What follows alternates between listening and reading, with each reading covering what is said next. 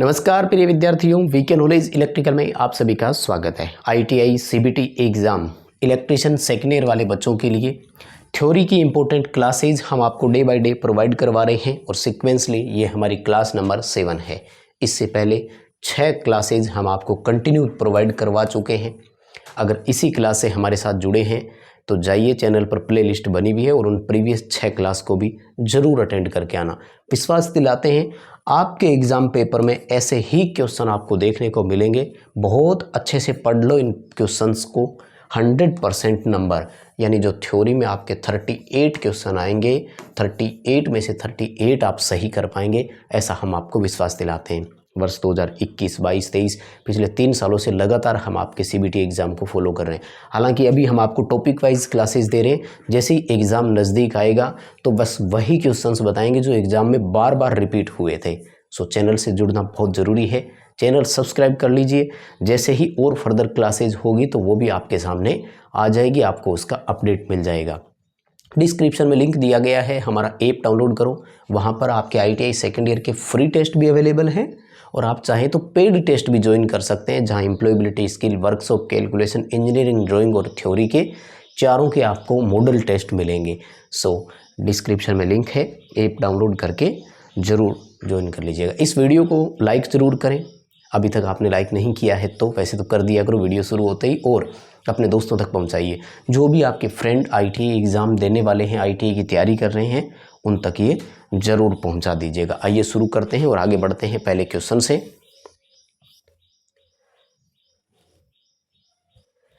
चलो इससे पहले एक और जानकारी दे दूं कि क्लास नंबर 6 जो थी उसके कुछ क्वेश्चंस रह गए थे। जब लाइव चला रहे थे तो बीच में क्लास डिस्टर्ब हो गई थी, तो वो क्लास ना आपको रिकॉर्डेड फॉर्म में रीअपलोडेड मिल जाएगी, यानी वो दोबारा मिल जाएगी।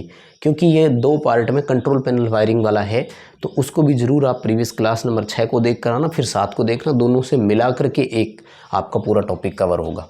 आइए शुरू करते हैं। चलिए माय डियर, ये रहा आज का पहला सवाल आपके सामने। शुरू हो जाइए, कर दीजिए अपने अपने क्वेश्चंस के आंसर। और ये लो आपके सामने क्वेश्चन, थोड़ा पढ़ करके मैं बता देता हूँ अगर समझ कम आ रहा है तो।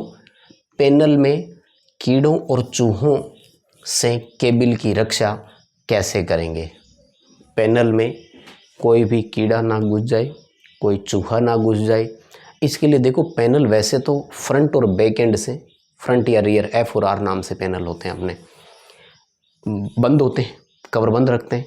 एक ऑप्शन रहता है कि जहां हम पैनल में नीचे से केबल डालते हैं ना, उस जगह से वो एंटर ना कर जाएं। तो इसके लिए हम साथ में क्या लगाते हैं? ग्लैंड, जो प्रीवियस क्लास में आपको मैंने सामग्री दिखाई थी जिसमें लिखा हुआ था ना, जिसे हम ग्रोमेट बोलते हैं। तो बी उत्तर आएगा, बाय यूजिंग ग्रोमेट्स, यानी ग्रोमेट लगा देते हैं, जिससे एक तो केबल पैनल में होल्ड हो जाती है इजीली, दूसरा केबल कटती नहीं है मूवमेंट से, और तीसरा इस तरह के कोई छोटे मोटे कीड़े चूहे वो भी पैनल में एंटर नहीं करते हैं। आइए अगले सवाल पर। ये रहा नेक्स्ट क्वेश्चन आपके सामने। क्या पूछ रहा है? किस सामग्री का उपयोग खुले फ्रेम के द्विधात्विक समायोज्य थर्मोस्टेट संयोजन बनाने में किया जाता है? देखो, थर्मोस्टेट, थर्मल ओवरलोड रिले, इन सब के ना काम करने का फंक्शन एक जैसा ही है। बाईमेटलिक स्ट्रिप होती है, गर्म होकर के वो पत्ती, रेखीय प्रसार गुणांक होता है, वो बाईमेटलिक स्ट्रिप गर्म होकर के हट जाती है, दूर हो जाती है, और ठंडी होने पर रीसेट हो जाती है। ऐसा तब होता है जब ऑटो पे किया हुआ हो। अगर मैनुअल पे सिलेक्शन है, जैसे ओवरलोड होती है मैनुअल और ऑटो दोनों, तो फिर हमें उसको हाथ से रीसेट करना पड़ता है, और ऑटो पे है तो वो अपने आप रीसेट हो जाती है। तो ऐसे में हम जो कॉन्टेक्ट लगाते हैं उसके साथ में एक चांदी लगती है। वैसे ध्यान रखो, कॉन्टेक्टर, रिले, इन सब का कॉन्टेक्ट पॉइंट बनाने के लिए किसका इस्तेमाल करते हैं? चांदी। याद आया ना? बस तो फिर क्वेश्चन का आंसर आपका ए रहेगा। ठीक है। आपको एक जानकारी छोटी सी और देना चाहूँगा, जितने भी बच्चे जुड़े हुए हैं, चाहे आईटीआई एग्ज़ाम वाले हैं, चाहे कंपटीशन एग्ज़ाम वाले हैं, इस वीडियो के डिस्क्रिप्शन में लिंक है, हमारा टेलीग्राम ज़रूर ज्वाइन कर लीजिए। क्योंकि छोटे छोटे अपडेट जब भी आते हैं तो सबसे पहले हम आपको उसका न्यूज नोटिफिकेशन टेलीग्राम पर ही प्रोवाइड करवाते हैं। डिटेल से वीडियो तो कई बार नहीं भी बनती है। आइए अगले सवाल पर।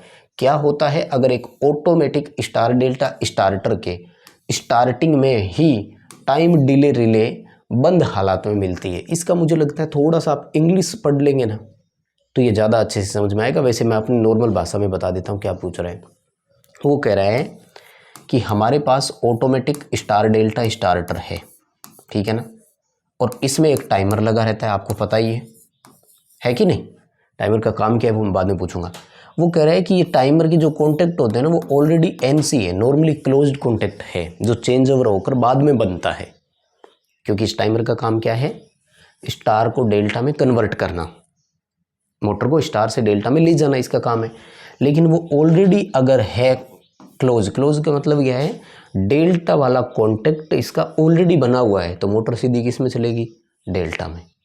हालांकि करंट इतना ज़्यादा होगा कि फ्यूज उड़ जाएगी तुरंत ही, मोटर चलेगी तो नहीं, लेकिन इनिशियल कमांड जो गई है वो किस में गई है, फिर डेल्टा में। डी उत्तर कर देना। रन्स इन डेल्टा ओनली या रन्स डायरेक्टली इन डेल्टा, सीधे डेल्टा में चलेगी मोटर, क्योंकि ना, क्योंकि टाइमर का काम था कि बाद में वो एनओ और एनसी करे, स्टार वाले को एनओ कर देगा, डेल्टा वाले को एनसी कर देगा, ठीक है। अच्छा सवाल है, लो थोड़ा बड़ा करके पहले क्वेश्चन पढ़ते हैं फिर ऑप्शन देंगे। सवाल क्या पूछ रहा है, मोटर दिशा क्यों नहीं बदल रही है अगर रिवर्स पुश बटन को फॉरवर्ड और reverse controller star delta starter में दबाया जाता है। स्टार डेल्टा स्टार्टर में कंट्रोल पैनल लगा हुआ है जिसमें फॉरवर्ड रिवर्स नाम का एक सिलेक्शन स्विच होता है। अपने प्लांट में बहुत सारी मोटरों में है फॉरवर्ड रिवर्स, 4 ऑप्शन होते हैं। इधर जैसे रिवर्स है तो यहाँ पर फॉरवर्ड है, फिर रिवर्स है और फिर फॉरवर्ड है, किसी भी साइड घुमा दो कोई फर्क पड़ता नहीं है। लेकिन वो कह रहा है कि हम रिवर्स की तरफ कर रहे हैं ना, तो मोटर की डायरेक्शन चेंज हो नहीं रही है। माय डियर, अगर आपको पिछली क्लास ध्यान से पढ़ी हो और एक क्वेश्चन उसमें से याद है, तो मैं वो रिपीट करना चाहूँगा। दरअसल डायरेक्शन अगर आपको बदलनी है, मोटर चल रही थी जैसा कि इस क्वेश्चन के अकॉर्डिंग कह रहे हैं, मोटर मान लेते हैं फॉरवर्ड में चल रही है, तो डायरेक्शन बदलने का तरीका होता है कि सबसे पहले इसे ऑफ करो, अब सिलेक्शन चेंज करो और अब मोटर को ऑन करो। अरे भाई साहब, मोटर 1500 आरपीएम में क्लॉकवाइज चल रही है, चलते ही आपने बैक गियर डाल दिया, क्या मोटर 1500 आरपीएम में उल्टी साइड में चल जाएगी? तुरंत फ्यूज उड़ा देगी, ब्लास्ट हो जाएगा। और ऐसे काम कर देते हैं, बहुत सारे अनजान होते हैं। तो सिक्योरिटी प्रोटेक्शन पूरे दिए जाते हैं अपने प्लांट में, इस तरह की चीज़ें बहुत है, बाद में पता लगता है, क्योंकि किस सिस्टम पर कौन कब आएगा चलाने किसी को नहीं पता, तो सबको जानकारियाँ सब चीज़ की नहीं होती। तो इसलिए वो किसमें क्या करते हैं, एक इंटरलॉकिंग सिस्टम रखते हैं कि अगर मोटर फॉरवर्ड में चल रही है तो रिवर्स की कमांड ही नहीं लेगी। इसके लिए कॉन्टेक्ट होता है, फॉरवर्ड वाले कॉन्टेक्ट जो होता है ना, उसका एक एनसी लिया हुआ होता है, तो फॉरवर्ड वाला पिकअप होते ही वो कॉन्टेक्ट एन हो गया, अब रिवर्स की तरफ सर्किट ही नहीं बनता। यानी अगर आपको रिवर्स में चलाना है तो फॉरवर्ड वाला कॉन्टेक्टर ड्रॉप होना चाहिए, मोटर बंद होनी चाहिए। बहुत बढ़िया चीज़ है ये प्रैक्टिकली होते हैं अपने प्लांट में। ऐसे जो इनकमर होते हैं ना, उनके सर्किट ब्रेकरों में होता है, दोनों इनकमर लगे हुए हैं ना, तो आपका बस कपलर नहीं लगेगा, इस बस को आप सिंक्रोनाइज नहीं कर सकते, टाई नहीं कर सकते, इंटरलॉकिंग होती है। तो ठीक यही वाला ऑप्शन है, सी उत्तर करना, due to interlocking in reverse contactor. Reverse और फॉरवर्ड दोनों कॉन्टेक्टरों में होता है। अगर मोटर रिवर्स में चल रही है तो फॉरवर्ड में भी नहीं आएगी। इंटरलॉकिंग सिस्टम बोलते हैं इसको, ठीक है ना। बहुत अच्छा प्रोटेक्शन है ये, बहुत अच्छा। होइस्टों में होता है, क्रेन में होता है। होइस्ट में आपने ऊपर की कमांड दे रखी है ना, तो मोटर डाउन की कमांड ही नहीं लेगी। भाई मोटर तो एक ही है ना, वही तो चल रही होती है, अप और डाउन उसी को होना है। ऐसे ही लॉन्ग ट्रेवल में फॉरवर्ड जा रही है तो फिर रिवर्स नहीं आएगी, ऐसे ही लेफ्ट और राइट मूवमेंट कर रही है, लेफ्ट जा रही है तो राइट में नहीं आएगी। ये इसकी कंडीशंस होती है कि एक कमांड ड्रॉप होगी तो ही दूसरी कमांड लेगी। लाइक लिफ्ट भी एग्जांपल है इसका, ठीक है ना। लिफ्ट में अगर आपने ऊपर की कमांड दे दी तो नीचे की कमांड पहले ऊपर मोटर जाएगी, उसके बाद ही लेगी सीक्वेंसली। आइए अगले क्वेश्चन पर। नियंत्रण पट के लेआउट को डिजाइन करते समय किस आवश्यक विशेषताओं को ध्यान रखना चाहिए? कंट्रोल पैनल के लिए ऐसे नहीं कि प्रॉपर एक बंद जगह पर लगा दिया, नहीं। देखो, कंट्रोल पैनल पर काम करना होता है। अगर प्रॉब्लम्स आती है तो ओवरलोड, कॉन्टेक्टर, स्विच, फ्यूज, सब चीज़ें समय समय पर रिप्लेस करनी पड़ती है, ख़राब हो जाती है। तो ईजीली वो खुले, अच्छा खासा आगे उसमें क्लियरेंस मिले, ये सब चीज़ें हमें देखनी होती है। यानी उसके चारों ओर आसपास का जो मतलब मेन लोकेशन होती है ना, वो पैनल हमेशा खुले में लगते हैं, मतलब थोड़ी जगह लेकर खुले। Outside dimension and swing area of cabinet door, यानी कैबिनेट का दरवाज़ा हम उसका खोलेंगे तो वो कितनी दूर जाएगा, खुले कि नहीं। ऐसी जगह लगा दिया कि गेट खुल ही नहीं रहा है, तो अब अंदर क्या हो रहा है। ठीक है, डी उत्तर करना। कैबिनेट दरवाजे के बाहर की लंबाई चौड़ाई और उसके स्विंग का मूवमेंट या स्विंग का क्षेत्रफल। ठीक है, ये बहुत ही बढ़िया चीज़ है। ये कंट्रोल पैनल वायरिंग वाला चैप्टर आपका ना पूरी तरह से प्रैक्टिकली है। अगर कभी फील्ड में काम करोगे तो ये चीज़ें बहुत काम आएगी। और खैर नौकरी तो मिलनी है, सबको मिलेगी। देखो, कंट्रोल पैनल वायरिंग में उपयोग किए जाने वाले कंट्रोल ट्रांसफार्मर का उद्देश्य क्या है। शॉर्ट में इसे CST बोलते हैं, कंट्रोल सप्लाई ट्रांसफार्मर। शायद हमने इसी टॉपिक की प्रीवियस क्लास में एक चर्चा की थी, शायद आपको याद हो तो, कि हमारे ना 2 सर्किट होते हैं, एक को बोलते हैं पावर सर्किट और दूसरे को बोलते हैं कंट्रोल सर्किट, है ना।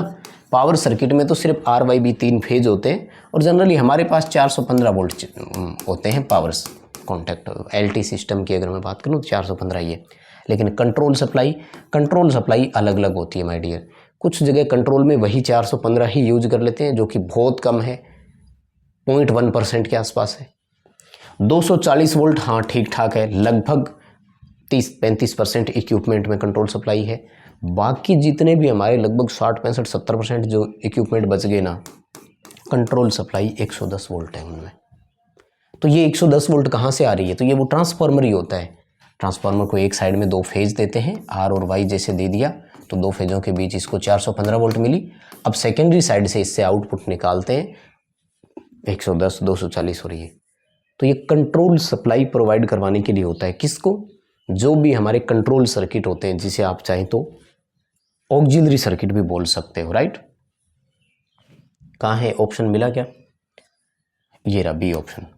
सहायक परिपथ को बिजली की आपूर्ति करने के लिए, to supply the power to auxiliary circuit, या कंट्रोल सर्किट भी बोल देना चाहिए। ठीक है, अच्छा क्वेश्चन है, कवर अप जरूर कर लेना, कुछ ना कुछ नया ज़रूर सिखाएंगे। ये तो बहुत शानदार चीज़ें हैं। देखो, मैं तो प्रैक्टिकल देख रहा हूँ पिछले 12 सालों से, यही चीज़ें तो बहुत काम की चीज़ें हैं। और अगर आपको थोड़ा बहुत इनके बारे में नॉलेज है ना, तो काम करने का जो एक लेवल होगा, आपका कॉन्फिडेंस जो होगा, वो बहुत अलग होता है। वही चीज़ें सामने आ रही है, वही चीज़ें पड़ी हुई है, बहुत कॉन्फिडेंस से आप चीज़ें कर पाएंगे। सबसे बड़ी चीज़ें फंसते नहीं हैं, काम हो जाता है। आइए अगले सवाल पर। कौन सी डिवाइस अनुक्रमिक नियंत्रण प्रणालियों में संचालन को नियंत्रित है। अनुक्रमिक को इंग्लिश में बोलते हैं सिक्वेंशियल। सिक्वेंशियली कंट्रोल का मतलब क्या होता है, एक के बाद दूसरा, जैसे स्टार के बाद डेल्टा चले। और आजकल ना स्लिपिंग इंडक्शन मोटर और DC मोटरों में भी टाइमर और कॉन्टेक्टर लगाने लग गए, जिसमें रेजिस्टेंस ऑटो कट होता है। वो मैनुअल वाली बात नहीं रही कि हाथ से करना है। डिसाइडेड टाइम के बाद, प्रीफिक्स टाइम के बाद कॉन्टेक्टर ड्रॉप होते जाते हैं टाइमर के थ्रू, और दूसरा कॉन्टेक्टर पिकअप होता जाता है और सर्किट से ये रेजिस्टेंस बाहर होते जाते हैं। तो ये सारा काम करने के लिए हम टाइमर लगाते हैं। ऑन डिले टाइमर आता है, ऑफ डिले टाइमर आता है, मिली सेकेंड में भी आते हैं, मिनटों वाले भी आते हैं, फुल दुनिया भर के होते हैं। टाइमर तो पढ़ते पढ़ते थक जाओगे, इतने प्रकार होते हैं। फिर अपना नहीं है, इलेक्ट्रॉनिक्स वालों का मेन होता है। ठीक है ना। आपके CBT एग्जाम में क्वेश्चन डायरेक्ट आएंगे, बस ITA वाला कोई बच्चा देख रहा है तो बस सीधा सा है कि वो पढ़ते रहें अच्छे से। आगे देखो, सवाल ये रिपीट हो गया है ना, नहीं रिपीट तो नहीं हुआ, लेकिन ये उल्टा सवाल है। पिछली क्लास में, यानी इससे पहले जो हमारी क्लास हुई थी, उस क्लास में हमने ये देखा था कि उसने ये ऑप्शन दिया था कि मोटर को ओवर हीटिंग और ओवरलोड से कौन बचाता है। उत्तर था थर्मल ओवरलोड रिले। और इस क्वेश्चन में क्या बोल रहा है, ये थर्मल ओवरलोड रिले का उद्देश्य क्या है, पर्पज क्या है, वो क्यों लगाई जाती है। तो डी उत्तर हो जाएगा। दोनों लगभग एक जैसे ही क्वेश्चन है, आ सकते हैं वाइस वर्सा बोल दो चाहे तो, है ना भाई, इसका जैसा वो, इसके जैसा वो, दोनों में से कोई भी आ सकता है क्वेश्चन। देखो सवाल, औद्योगिक अनुप्रयोग में मोटर के अनुक्रमिक नियंत्रण की आवश्यकता क्यों होता है। वो कह रहा है कि इंडस्ट्रियल सिस्टम जो है ना, उसमें मोटर को हम सिक्वेंसली ऑपरेट करवाते क्यों हैं। भाई पहले स्टार में चलाया, फिर डेल्टा में चलाया, या फिर जो कॉन्टेक्टर्स होते हैं ऑटो कट रेजिस्टेंस, और वो क्यों लगाते हैं। तो डी उत्तर करना इसका, to increase the accuracy of operation, यानी जो हमारा परिचालन है उसकी सटीकता बनी रहे यानी मोटर चले स्टार में सही से, फिर डेल्टा में चलना है सही से चले। डायरेक्ट डेल्टा में चलाएंगे तो हो सकता है कि 3 में से 2 बार मोटर चले ही ना, क्योंकि इतना हेवी करंट होगा कि मोटर आपकी तुरंत फ्यूज उड़ा देगी। तो रिस्क रहती है, इसलिए हम सीक्वेंसली अपनाते हैं। ठीक है, देखो अगले क्वेश्चन की तरफ बढ़ते हैं। डी उत्तर इसका तो सही था। और नेक्स्ट क्वेश्चन देखो क्या कह रहा है कि कंट्रोल पैनल वायरिंग में पीवीसी चैनल का क्या उपयोग है। दरअसल छोटा सा इन्होंने सवाल अलग तरीके से पूछ लिया माय डियर। पीवीसी चैनल को हम अपनी भाषा में बोलते हैं रेसवे। दरअसल रेसवे एक वायरिंग का भी प्रकार होता है, वो भी याद रखना। रेसवे दरअसल इस तरह से बने हुए होते हैं पीवीसी के होल टाइप के, और इनमें भी है ना थोड़ी थोड़ी दूरी पर कट लगे रहते हैं। तो ये होते हैं कंट्रोल पैनल में वायरिंग करने के लिए, वायर को ले जाने के लिए। लेकिन एक चीज़ याद रखना है बस अपन को कि हम कंट्रोल वायरिंग और पावर वायरिंग की केबल जो होती है वो इसमें अलग अलग रखते हैं, और इसके पीछे कई कारण होते हैं, वो रीज़न आपको मैं बता दूंगा, कोई बात नहीं। पहले क्वेश्चन का आंसर देखो। तो अभी तो सी उत्तर कर देंगे। Path way for electrical wiring and protection, बिजली के तार और सुरक्षा के लिए वो हमें रास्ता प्रदान करता है। बहुत ही अच्छा होता है ये, मैं बता रहा हूँ ना आपको, प्रैक्टिकली ये चीज़ें वास्तव में बहुत काम आएगी। अब अपने प्लांट में जितने भी पैनल है ना, सब में रेसवे लगी हुई है। जितनी भी वायरिंग हुई है बिना रेसवे की कोई वायरिंग नहीं है। ऐसे नहीं है कि सीधी वायर डाल दी। देखो अगला सवाल, नियंत्रण ट्रांसफार्मर के साथ कंट्रोल पैनल क्यों देते हैं। ये तो क्वेश्चन मुझे लगता है रिपीट हो गया। सेम सवाल पूछ रहा है कि कंट्रोल पैनल में कंट्रोल ट्रांसफार्मर क्यों होता है। तो कंट्रोल ट्रांसफार्मर का आंसर तो वही रहेगा जो अपन ने पहले दिया है, उसका ऑक्सिलरी सर्किट वाला। सेम ऑप्शन और उत्तर ये रहा आपके सामने है ना। To operate the auxiliary circuit, सहायक परिपथ को संचालित करने के लिए। सहायक लिख दो, या कंट्रोल सर्किट को कंट्रोल सप्लाई प्रोवाइड करवाने के लिए, और इसकी कार्यप्रणाली और वो फंक्शन मैं आपको बता ही चुका हूँ कैसे काम करता है, राइट।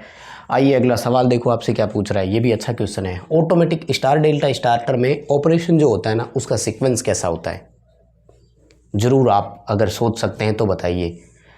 3 कॉन्टेक्टर होते हैं। कॉन्टेक्टर का नाम कौन कौन सा है, मेन, स्टार और डेल्टा, और इसके अलावा एक चौथा होता है, उसे बोलते हैं टाइमर। तो सबसे पहले देखो, हमें पता है मोटर स्टार में चलती है, तो स्टार वाला पिकअप होगा ही होगा, लेकिन मेन उसके साथ पिकअप होना चाहिए। और बाद में डेल्टा और मेन पिकअप रहते हैं, और चेंज ओवर करवाने का काम टाइमर का होता है। सबसे पहले बात यह आती है कि अगर आप कंफ्यूज हो सकते हैं ना, तो इसमें हो सकते हैं कि मेन पहले पिकअप होगा कि स्टार पहले पिकअप होगा, इतना सा है, ठीक है। तो देखो वैसे तो मेन और स्टार एक साथ ही पिकअप हो जाते हैं, ज़्यादा डिफरेंस है नहीं, अपने प्लांट में खूब है। मैं तो यही ऑपरेट कर रहा हूँ, तो कोई वो इशू है नहीं, प्रैक्टिकली मैंने खूब देखे। बात यह आती है कि अगर ऑप्शन के हिसाब से हम देखें ना, तो देखो मेन और स्टार एक साथ पिकअप हुए, ठीक है, और स्टार और मेन एक साथ पिकअप हो रहे हैं, कोई दिक्कत नहीं है, यानी ए और बी ऑप्शन के हिसाब से हम ठीक देख रहे हैं। लेकिन यहाँ देखो क्या करें कि डेल्टा पिकअप हो जाएगा और फिर टाइमर पिकअप होगा, नहीं। तो पहले स्टार पिकअप होगा, उसके साथ साथ मेन पिकअप हो जाएगा, कुछ समय बाद टाइमर ऑपरेट होगा, और टाइमर जो है वो डेल्टा को पिकअप करवा देगा। और ये ध्यान रखना ही है कि जिस समय आपका डेल्टा पिकअप होगा उस समय स्टार जो है वो ऑटोमेटिकली ड्रॉप हो जाएगा। ये सीक्वेंस बना रहता है क्योंकि ये काम टाइमर का है, ठीक है ना। टाइमर ऐसे ही आपको कंडीशन प्रोवाइड करवाता है कि एक को NO एक को NC करता ही है। कंट्रोल पैनल वायरिंग में डिन रेल का क्या उपयोग है। माय डियर, ये भी वो क्वेश्चन है जो बार बार रिपीट हुआ है, मुझे नहीं लगता इस पर हमें ज़्यादा चर्चा करने की ज़रूरत है क्या। पहले फ़ोटो दिखाकर पूछ चुके हैं, फिर सवाल आया कि बिना स्क्रू के आपको माउंटिंग करनी है डिवाइसेज, तो किसका इस्तेमाल करोगे, डिन रेल उत्तर किया, और अब पूछ रहा है कि डिन रेल क्या करेगा। तो ये क्वेश्चन तो बार बार रिपीट हो रहे हैं। खैर सीधा क्वेश्चन आ जाए तो डी उत्तर कर देना। स्क्रू के बिना कंट्रोल सामग्री पैनल में लगाने के लिए हम इसका इस्तेमाल करते हैं। अच्छा है वैसे क्वेश्चन, डिन रेल का पक्का आएगा, लेकिन ज़्यादा मैं बता दूं डिन रेल का डायग्राम देखकर ही पूछा जाएगा, ठीक है ना। तो कंफ्यूज मत हो जाना, डिन रेल अलग चीज़ होती है, जी चैनल अलग चीज़ होती है, रेसवे अलग होते हैं। अगर नहीं समझ आ रहा हो तो एक बार इंटरनेट पे तीनों की फ़ोटो सर्च कर लेना, आपको अपने आप ही अंतर पता लग जाएगा।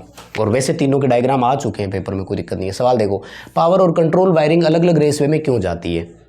अभी हम बात कर चुके हैं, रेसवे PVC के बने होते हैं और वायरिंग ले जाने के लिए होते हैं, तार ले जाने के लिए होते हैं। सवाल पूछ रहा है कि पावर अलग रेसवे में होती है केबलें, और कंट्रोल केबल अलग रेस होती है।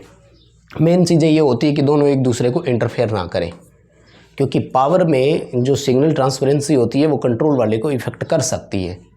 To reduce the radio interference, signal में किसी भी प्रकार का कोई हस्तक्षेप ना हो, कोई किसी भी प्रकार का व्यवधान ना हो। बी उत्तर करना बहुत इंपॉर्टेंट क्वेश्चन है, आ सकता है माय डियर स्टूडेंट।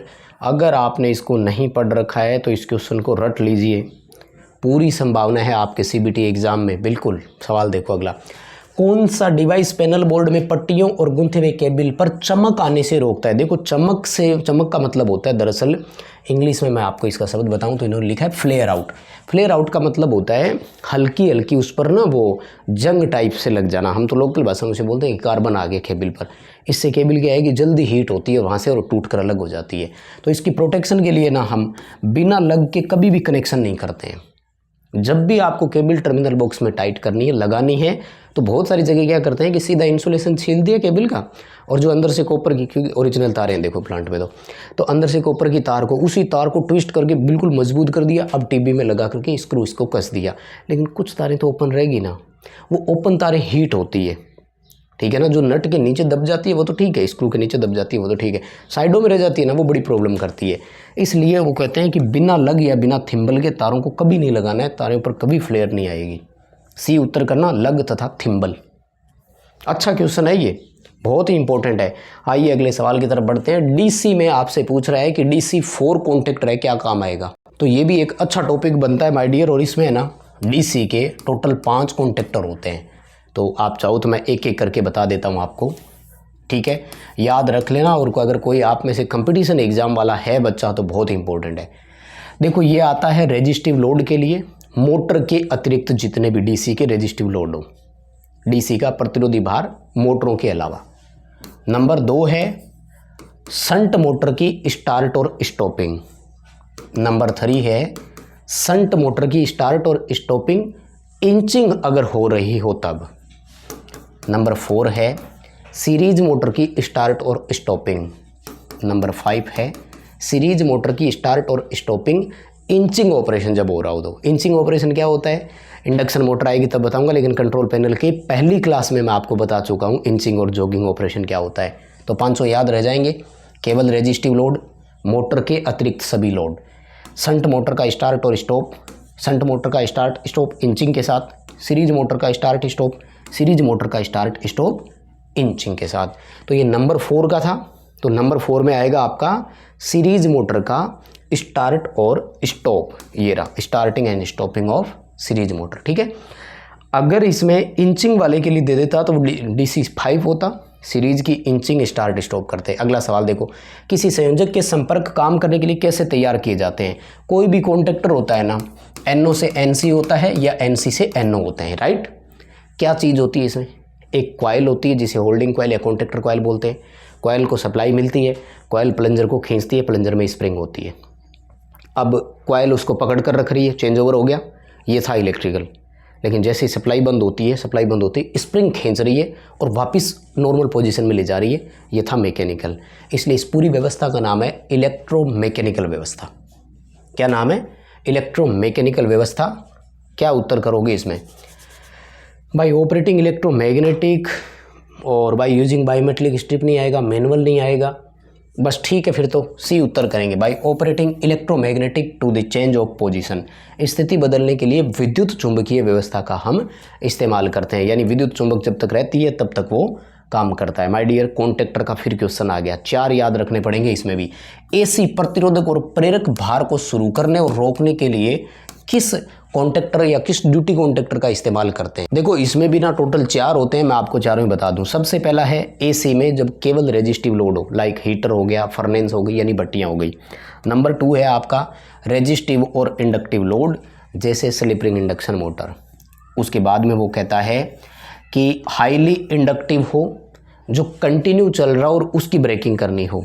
और नंबर 4 हाईली इंडक्टिव हो लेकिन उसको फ्रीक्वेंटली स्टॉपिंग करना हो, इंचिंग ऑपरेट हो रहा हो या प्लगिंग करनी हो, ब्रेकिंग करनी हो। यानी ये इंचिंग वाला है, या यूँ कहें कि रुक रुक कर जिसको ऑपरेट करना हो। ये लगातार वाला है, दोनों हाई इंडक्टिव सर्किट है, ठीक है ना। ये है इंडक्टिव प्लस रेजिस्टिव। तो यहाँ देखो ये रहा इंडक्टिव AC रेजिस्टिव और इंडक्टिव दोनों दिए, बी उत्तर आएगा। पहले वाला आएगा केवल रेजिस्टिव लोड के लिए, हीटर और भट्टियों के लिए। ये है स्लिप रिंग इंडक्शन मोटर के लिए। ये है आपके हाईली इंडक्टिव लोड लगातार ब्रेक के लिए, हाईली इंडक्टिव इंचिंग ब्रेक के लिए। तो दोनों में से याद रख लेना कौन सा आपको करना है। बस हो गए, इतने ही थे, ठीक है। बस क्लास यहीं रोकेंगे। लाइक नहीं किया है तो प्लीज़ लाइक वाला बटन दबाइए। बिना लाइक किए वीडियो के आप नहीं जा सकते। डिस्क्रिप्शन में लिंक है, ऐप डाउनलोड कर लो, टेलीग्राम से कनेक्ट हो जाओ, टेलीग्राम पर सूचनाएं देते हैं। और हाँ, ऐप डाउनलोड ज़रूर कर लेना, फ्री टेस्ट आपके लिए अवेलेबल है। आप चाहें तो पेड सीरीज़ भी ले सकते हैं। क्लास सब दोस्तों के साथ शेयर कर दो प्लीज़।